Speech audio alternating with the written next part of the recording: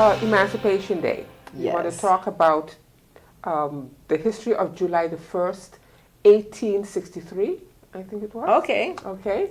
And what it means and what it should mean to us, the descendants of slaves. All right. So before we get to 1863, we're going to 1848. Okay. So or 1833. Yeah, yeah. So basically, when the movement shifted to where more countries in the world that were engaged with the selling of human flesh, I'm gonna be very rash about it. Chattel slavery, slave trade, slave business, to now to start abolishing it. So the British colonies were abolished first in 1833. So immediately that had impact on St. Martin because you can actually swim to Anguilla.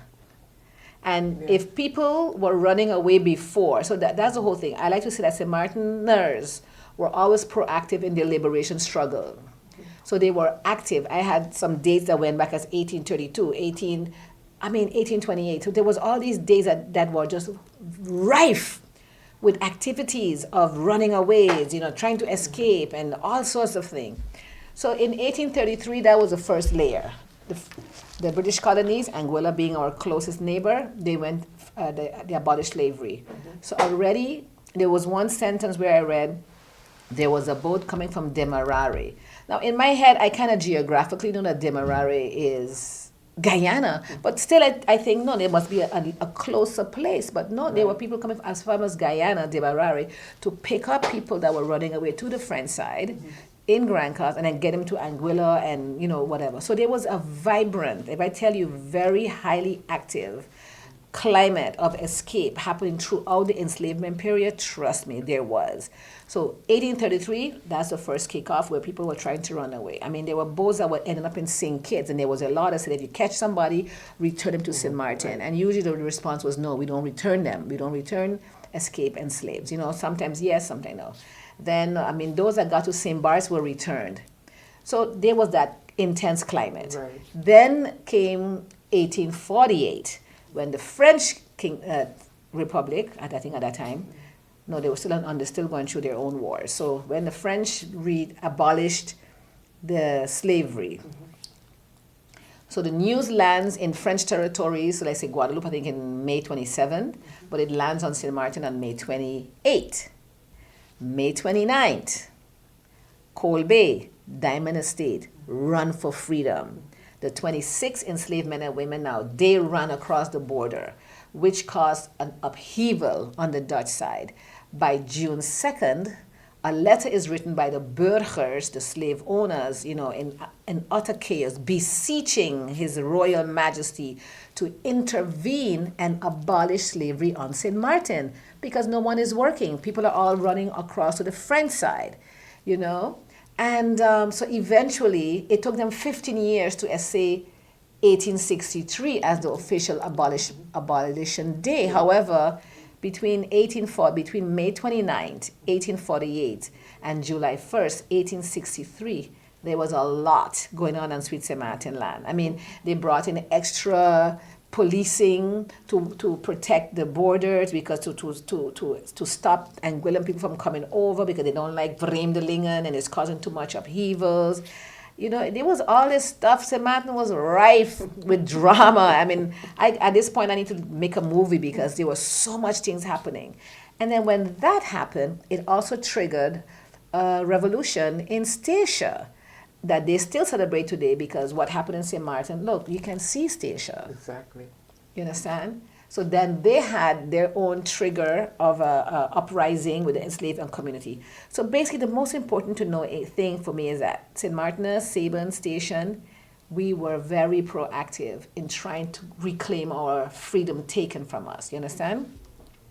So by the time we get to 1863, there's a line in the poem that says, I've been working for a long, long time, but massa been a hide 'em.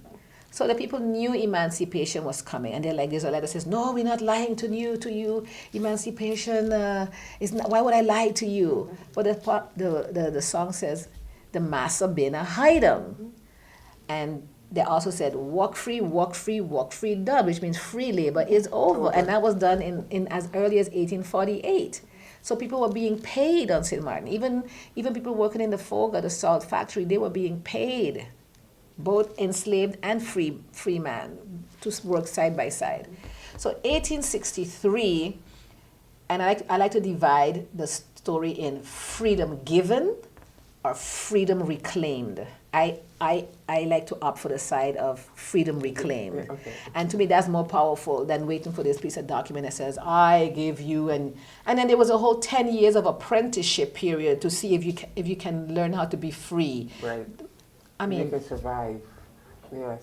you know, so for me, give me freedom taken, because too many people have fought valiantly, consistently, repetitively, over and over again, to the point that sometimes they were identified as agitators. And, you know, again, the enslaved community was treated like cargo. So there was all these manifestos like, okay, we picked up this cargo, meaning they picked up this person. And then it was supposed to say where they landed. But this one person, who they considered an agitator, was never heard from again. So that's, you know, they took him out and picked him up and threw him overboard somewhere. I just got rid of him. So for those reasons, you know, 1863 is, yes, the official date.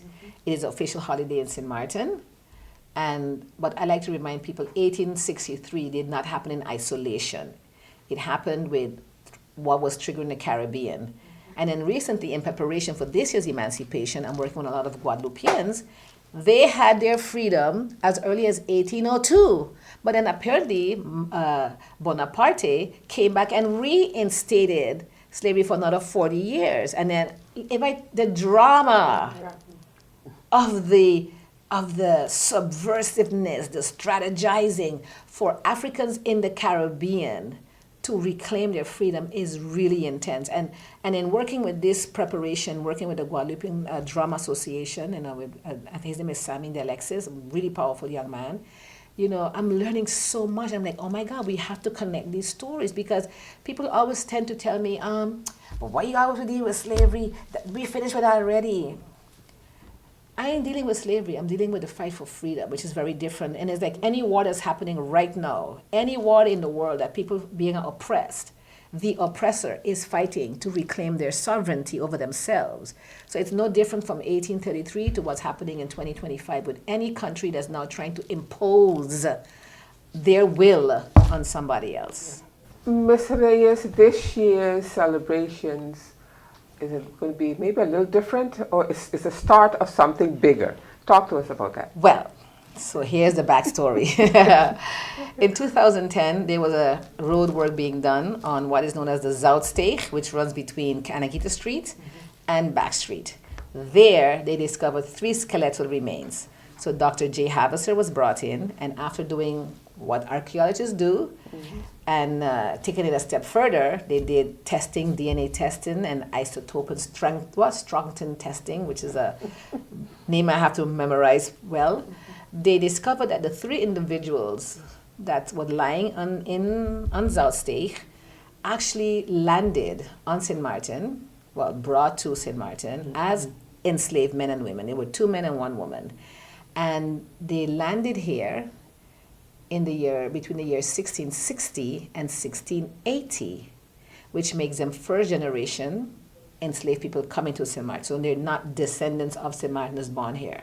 They're Africans, and based on the test results and the scientific data, it was determined they came from what is known today as southern Ghana, present-day southern Ghana, present-day southern Nigeria, and present-day southern Cameroon. So, which means they are directly from the continent. And, I mean, short of saying we know which village and blah, blah, blah, which we don't. I mean, we could actually go deeper into it, I guess it needed to be.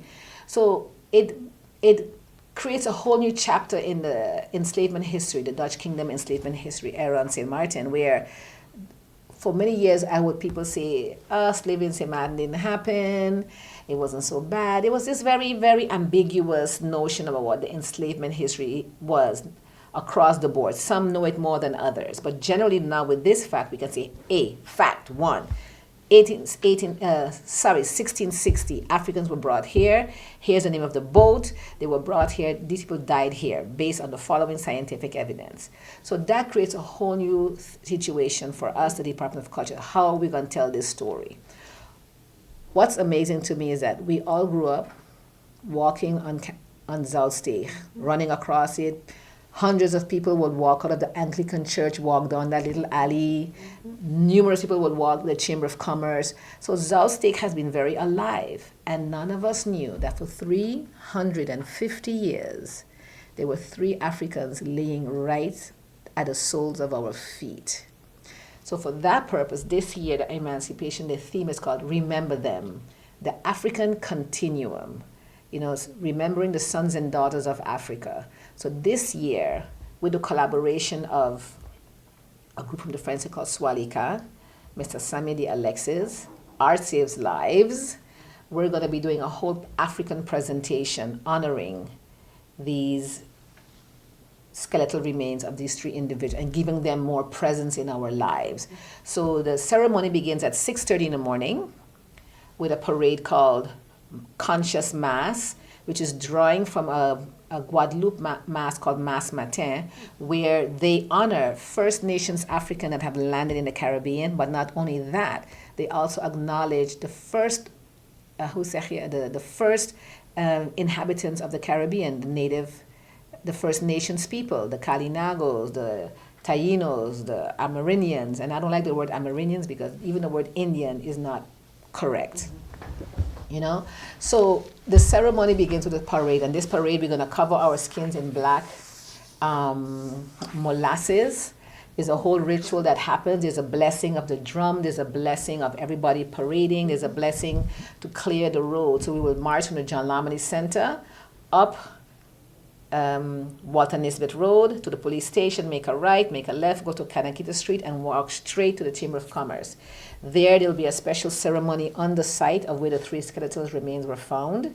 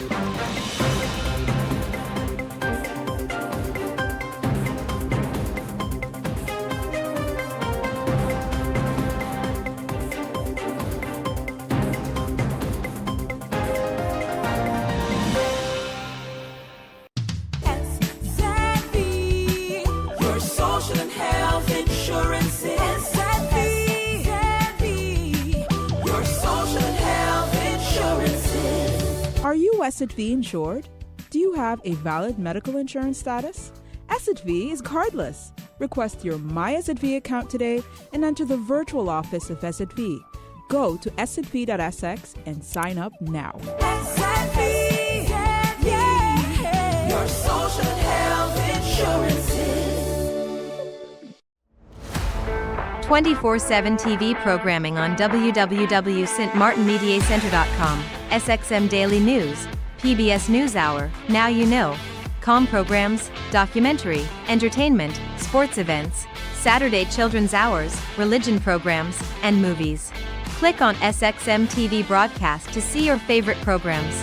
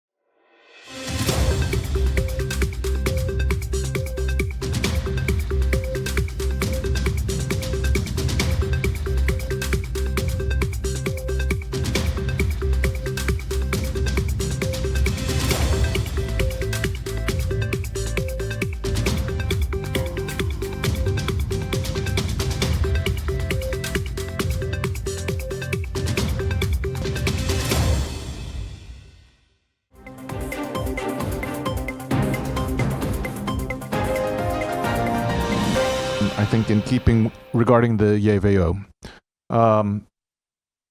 There is actually a real benefit for St. Martin in terms of being often late to the game.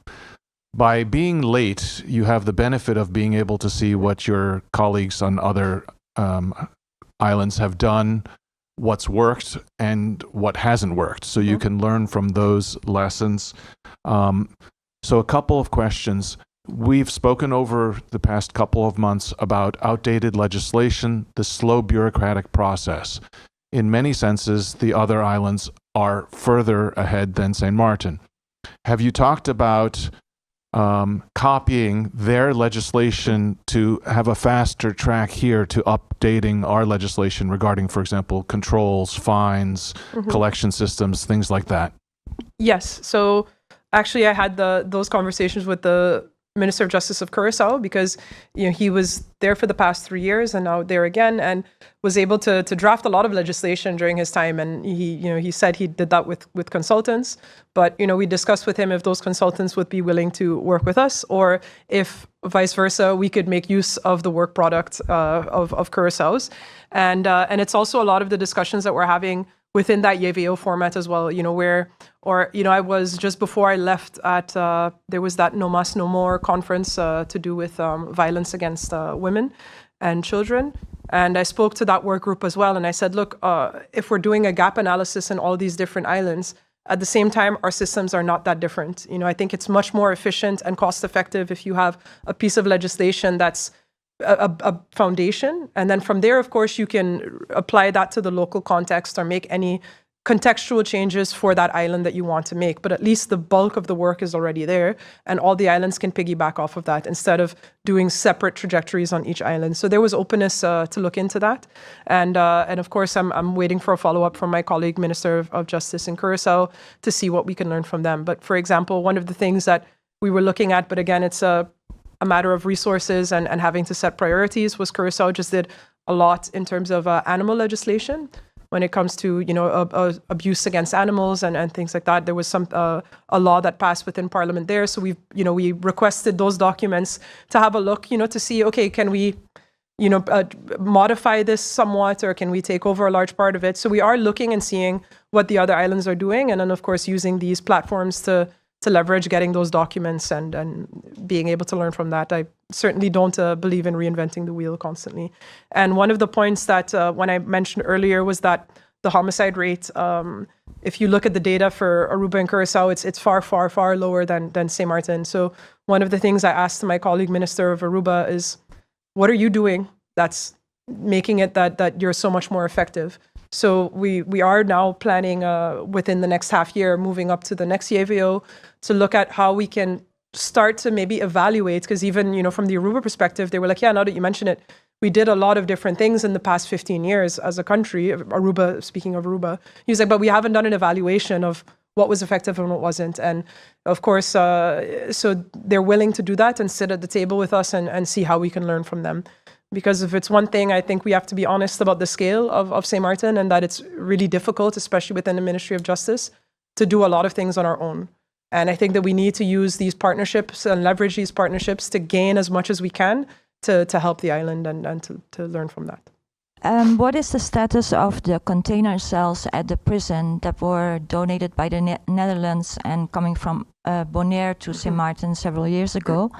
Those were promised to the Turning Point Foundation for to create a halfway campus for people that successfully rehabbed, but that never happened. So are these container cells still going to be used? I can look into about the Turning Point part. I wasn't aware of that, so I'll look into that and see. I know when it came to using them as container cells at the time, there were reports that it would not be the most suitable, given that they're at the top of the hill in Point Blanche, and of course our weather conditions. I think there were 220 outlets in the cells and things like that, and especially because of all the salt air that you're getting up there, that they were not really fit. And given the fact that this was after Irma, I'm not sure in what condition they would still be now in 2025. So I will look into that and see. But I think that there's some of them up there that are actually being used as storage currently. Minister, so this is a question regarding the cost of prisons. This is based on statements made by your acting minister during the budget debate. In that budget debate, it was stated that the average cost per person is about 495 guilders per day, which works out to, if you do the math, about $100,000 per prisoner per year. When I benchmark this and I compare, some places like in the United States average is $120 a day versus the $275 a day. And also, it was stated that the projected cost for the prison when it's completed, which will have 196 beds, but when you do the math of 495 times 365 times 196, comes out to 35 million guilders versus the projected 18. So I'm trying to, the numbers don't seem to add up. So I'm trying to get a better clarity in terms of understanding what the costs are. I have the calculation for you here. So I think, and we had one that's just was a rough estimate based on current budgets, and it also includes the cost of that 495 also includes MLC. And it also includes an amount that's allocated for the detainees that we have in Netherlands.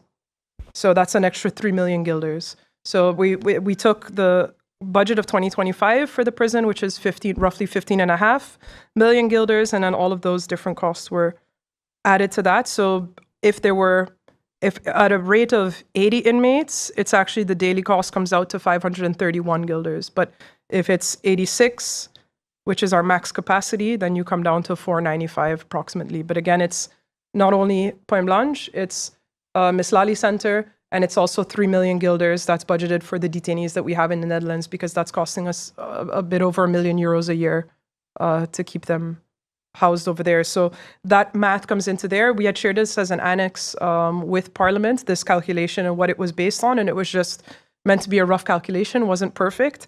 The difference in the operational cost, rightfully so, for the new facility, because there was an initial calculation made by UNOPS in terms of what they think the new OPEX would be of the prison, and then looking at the full operational expenses. That they're estimating that it's about 1.5 times the current OPEX. And that was based on a calculation of that they're saying, well, it won't be double because of the way that we will construct the facility and the technology that we will use. We will gain efficiency out of that, which would require less staffing, etc. So I think off the top of my head, that initial calculation was around $11 million for the new facility. And again, that's just that rough calculation, because again, it's also what is also important, of course, in that initial, it's not just about food and staff, of course. It's also about what type of rehabilitation programs we make choices for, et cetera, because all of those are then added costs for the facility.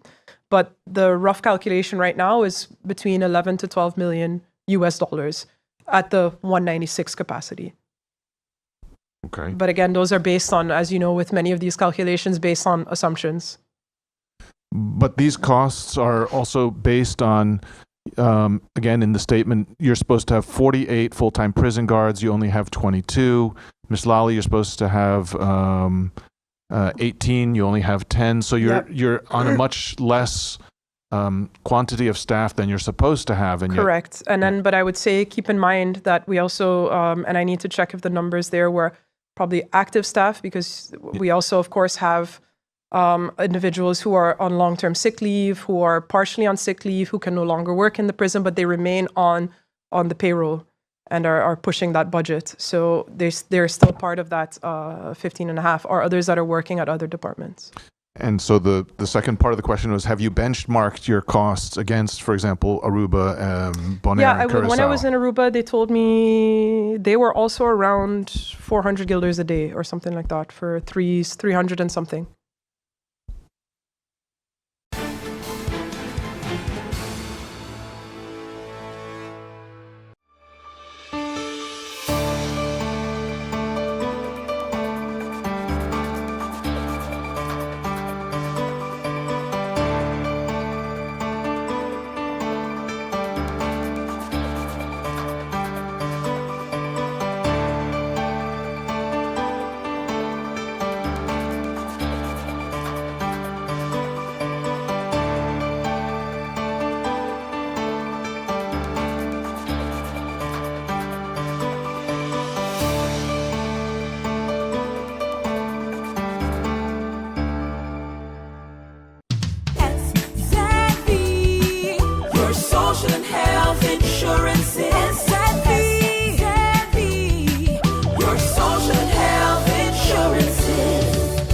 SXV insured? Do you have a valid medical insurance status? SXV is cardless. Request your My SXV account today and enter the virtual office of SXV. Go to sxv.sx and sign up now. SXV, yeah, your social health insurances. 24/7 TV programming on www.stmartinmediacenter.com, SXM Daily News, PBS NewsHour, Now You Know, com programs, documentary, entertainment, sports events, Saturday children's hours, religion programs, and movies. Click on SXM TV broadcast to see your favorite programs.